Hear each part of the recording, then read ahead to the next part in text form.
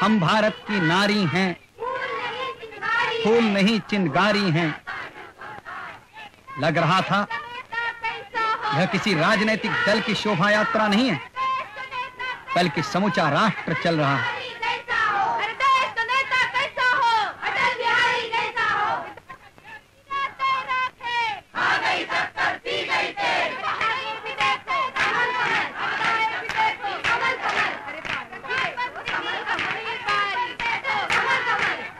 Bharatiya Janata party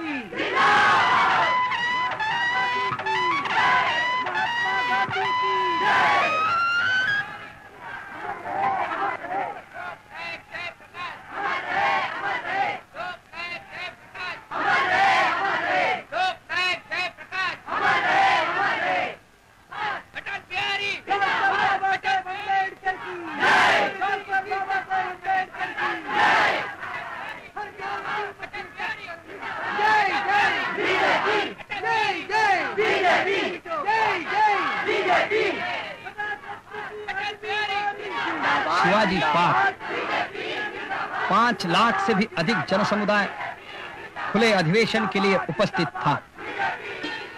Atal ji का स्वागत किया बहनों ने महाराष्ट्र की सांस्कृतिक पद्धति के अनुसार।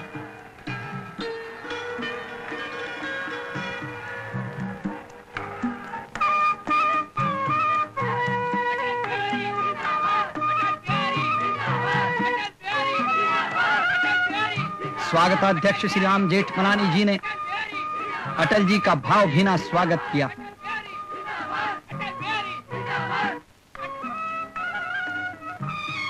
महामंत्री सिकंदर बख्श, उपाध्यक्ष जगन्नाथराव जोशी, महाराष्ट्र प्रदेश के अध्यक्ष उत्तमराव पाटिल, बंबई विभाग के अध्यक्ष राम नाइक आदि नेताओं का भी स्वागत किया गया। महाराष्ट्र का इतिहास हमें उत्साह देता है और विश्वास पैदा करता है कि हम हिंदुस्तान के संविधान और हिंदुस्तान के आजादी के दुश्मनों के ऊपर पूर्ण विजय पाएंगे।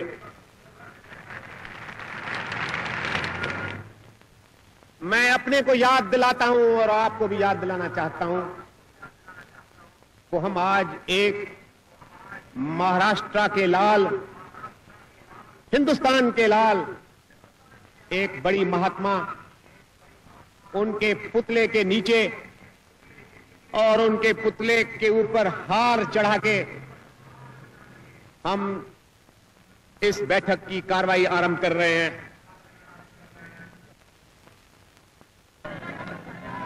स्वागताध्यक्ष जी, प्रतिनिधि बंधुओं और बहनों, मित्रों, सबसे पहले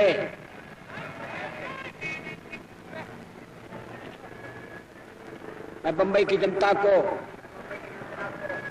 मनपूर्वक धन्यवाद देना चाहता हूं। आज उसने बड़े प्रेम से, आत्मीयता से देश के कोने कोने से आए हुए प्रतिनिधियों का स्वागत किया।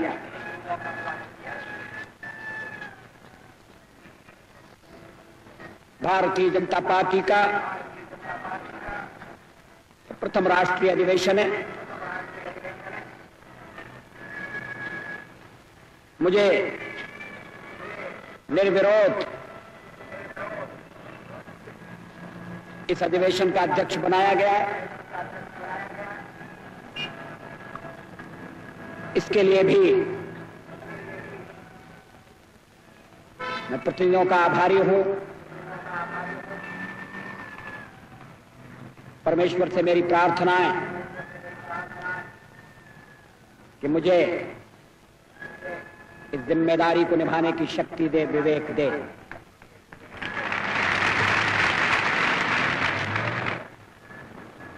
भारतीय जनता पार्टी का अध्यक्ष पद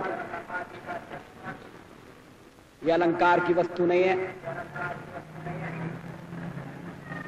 यह पद नहीं है, दायित्व है, प्रतिष्ठा नहीं है, परीक्षा है, ये सम्मान नहीं है, चुनौती है।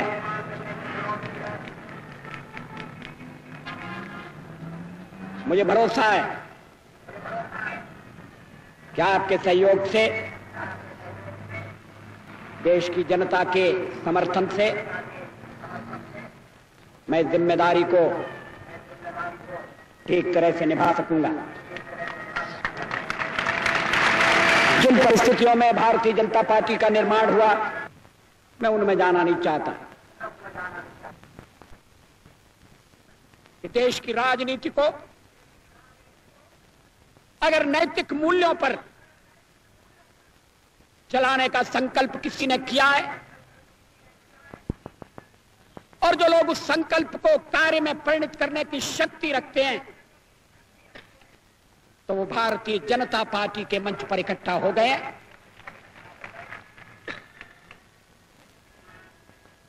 जनता पार्टी जयप्रकाश के सपनों को पूरा करने के लिए बनी थी।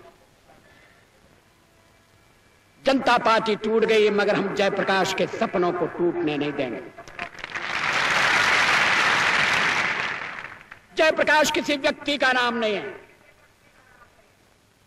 जयप्रकाश कुछ आदर्शों का नाम है, कुछ मूल्यों का नाम है। जयप्रकाश जी का पूरा जीवन, उनकी साधना, उनका संघर्ष, कुछ मूल्यों के साथ उनकी प्रतिबद्धता, यह हमारी विरासत के अंग हैं।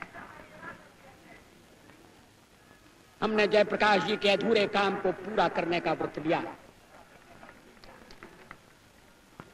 मैंने आपसे निवेदन किया, हम राजनीति को कुछ मूल्यों पर आधारित करना चाहते हैं। राजनीति केवल कुर्सी का खेल नहीं रहना चाहिए। लेकिन पिछले कुछ वर्षों से कपास पैदा करने वाले किसान परेशान हैं, मगर कपड़े की कीमत 3 गुना बढ़ी।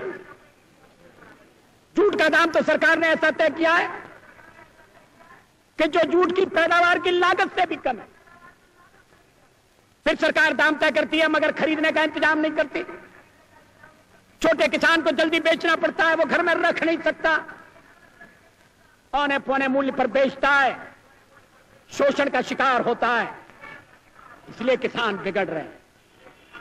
केवल महाराष्ट्र में नहीं, कर्नाटक में, आंध्र में, मध्य प्रदेश में, गुजरात में किसान न्याय पाने के लिए लड़ रहे हैं। मैं सरकार को चेतावनी देना चाहता हूं, दमन के तरीके छोड़ दीजिए, डराने की कोशिश मत करिए। किसान डरने वाला नहीं है। हम किसानों के आंदोलन का दलीय राजनीति के लिए उपयोग करना नहीं चाहते, लेकिन हम किसानों की उचित मांग का समर्थन करते हैं। और अगर सरकार दमन करेगी, कानून का दुरुपयोग करेगी, शांतिपूर्ण आंदोलन को दबाने की कोशिश करेगी, तो किसानों के संघर्ष में कूदने में हम संकोच नहीं करेंगे। हम उनके साथ कंधे से कंधा लगाकर खड़े रहेंगे। भारतीय जनता पार्टी मुठभेड़ की राजनीति नहीं चाहती। पॉलिटिक्स ऑफ कन्फ्रंटेशन हम नहीं चाहते। लेकिन अगर मुठभेड़ हमारे ऊपर थोपी गई तो हम उससे कतराएंगे भी नहीं। जब चुनाव हुए, श्रीमती इंदिरा गांधी को बहुमत मिला, लोकसभा में, विधानसभा में बहुमत मिला, लेकिन अल्पमत के आधार पर मिला। लेकिन हमारी चुनाव की प्रणाली ऐसी है, वोट कम, सीटें ज्यादा। जनता पार्टी को भी इसका फायदा हुआ, लेकिन जनता पार्टी अपनी सीमाएं समझती थी। चुनाव पद्धति के चर्चा के पश्चात अटल जी ने गांधीवादी समाजवाद की चर्चा करते हुए कहा, पूंजीवाद को भी अस्वीकार करता है और मार्क्सवाद को भी अस्वीकार करता है। सचमुच में दोनों जुड़वा भाई हैं। एक भाई समानता को समाप्त करता है, दूसरा स्वतंत्रता को, मगर दोनों केंद्रीकरण को बढ़ावा देते हैं। इस परिस्थिति को हमें बदलना पड़ेगा। कुछ खबरों में, कुछ अखबारों में खबरें आ रही हैं, उनमें कोई सच्चाई नहीं है। भारतीय जनता पार्टी में गांधीवादी समाजवाद को लेकर कोई मतभेद नहीं है, मगर हमारी लोकतंत्रात्मक पार्टी है। हम आंख मूंद कर कोई बात स्वीकार नहीं करते, हम बहस करते हैं, अपना मत दृढ़ता से प्रकट करते हैं और जो बहुमत का फैसला होता है उसको स्वीकार करते हैं। हमने गांधीवादी समाजवाद को एक निष्ठा के रूप में स्वीकार किया है और इसके आधार पर हम भावी भारत का निर्माण करना चाहते हैं। हमने संप्रदाय निरपेक्षता को भी स्वीकार किया है। सवाल यह नहीं कि लोकतंत्र से चलने वाली संसदीय पद्धति चलती रहे या लोकतंत्र से चलने वाली राष्ट्रपति की पद्धति आ जाए। जो राष्ट्रपति की पद्धति लाना चाहते हैं उनकी लोकतंत्र में निष्ठा नहीं है, उनके इरादे कुछ और है। वो जीवन भर राष्ट्रपति बनाने की बात करते हैं। हमें उनसे सावधान रहना है, इस साजिश का भंडाफोड़ करना है। हमें उनके प्रयत्नों को कामयाब नहीं होने देना। हमें देश में कानून का राज्य रखना है। हम जंगल का कानून देश में चले इस बात की इजाजत नहीं दे सकते। जब मैं कहता हूं कि देश तकदीर के तिराहे पर खड़ा है तो हमारे सामने जो संकट है उसको हम समझ लें। सवाल केवल नए प्रधानमंत्री को लाने का नहीं है, सवाल केवल सरकार को बदलने का भी नहीं है। नारे लगते हैं, भावी प्रधानमंत्री कौन होगा? मैंने सवेरे भी इसका उल्लेख किया था। ऐसे नारे नहीं लगना चाहिए। श्रीमती इंदिरा गांधी दोबारा प्रधानमंत्री हो गई, 12 महीने में जादू उतर गया। एक व्यक्ति का उतरता हुआ जादू इस देश के संकट को नहीं उबार सकता। एक पार्टी का घटता हुआ प्रभाव हमारे बुनियादी प्रश्नों को हल नहीं कर सकता। किसी सरकार का लहूलुहान दबदबा हमें वर्तमान मुसीबतों में से नहीं निकाल सकता। सवाल व्यक्ति का नहीं है, केवल दल का नहीं है, केवल सरकार का भी नहीं है। संकट व्यापक है, संकट गहरा है, संकट व्यवस्था का संकट है। सरकार पिछले 12 महीने में अर्थस्थिति को सुधारने में क्यों विफल रही है, इस पर गहराई से सोचा जाना चाहिए। जो स्थापित संस्थाएं वो टूट रही हैं, केवल राजनीतिक क्षेत्र में नहीं, आर्थिक क्षेत्र में भी नए तनाव पैदा हो रहे हैं। हरिजनों पर अत्याचार क्यों बढ़ रहे हैं? बहनों को बलात्कार का शिकार क्यों ज्यादा बनाया जा रहा है? भारतीय लोकतंत्र के प्राण 65 करोड़ लोगों की समानता की उत्कट आकांक्षा और शोषण की स्थितियों से मुक्ति की तीव्र आतुरता में बसते हैं। जो लोकतंत्र से खिलवाड़ करना चाहते हैं उन्हें इतिहास लोक चेतना की तूफानी धारा में बहाकर ले जाएगा। आवश्यकता इस बात की है कि गणतंत्र की रक्षा और नैतिक मूल्यों की पुनर्स्थापना के संघर्ष में हम किसानों, मजदूरों, ग्रामीण, गरीबों, दस्तकारों, युवकों, छात्रों तथा महिलाओं को भागीदार बनाएं और उनमें यह विश्वास पैदा करें कि अपनी स्थिति को सुधारने का उनका यत्न यथा स्थिति को एकजुट होकर बदलने से पूरा होगा। भारतीय जनता पार्टी राजनीति में, राजनीतिक दलों में, राजनेताओं में जनता के खोए हुए विश्वास को पुनः स्थापित करने के लिए जमीन से जुड़ी हुई राजनीति करेगी।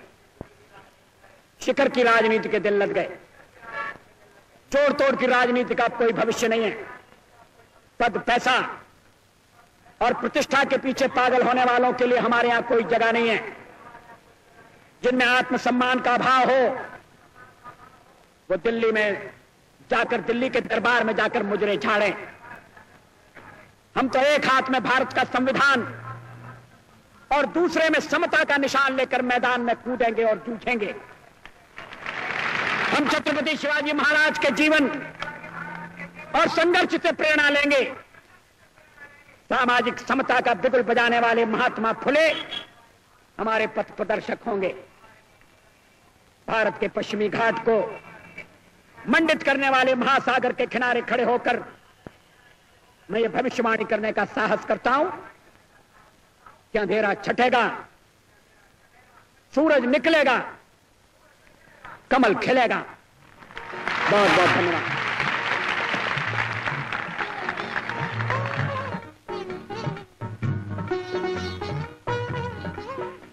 आइए अटल जी की इस भविष्यवाणी को साकार करने के लिए हम प्रयत्नों की पराकाष्ठा करें। अंतिम विजय हमारी ही होगी